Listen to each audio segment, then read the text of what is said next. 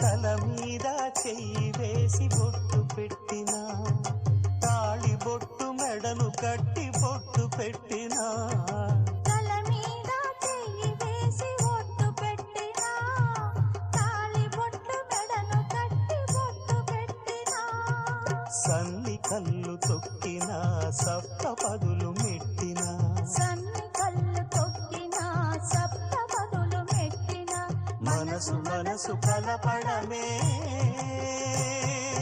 మంత్రం పరమార్థం. శ్రీరస్తు శుభమస్తు, శ్రీరస్తు శుభమస్తు. శ్రీకారం చుట్టుకుంది పెళ్లి పుస్తకం, ఇక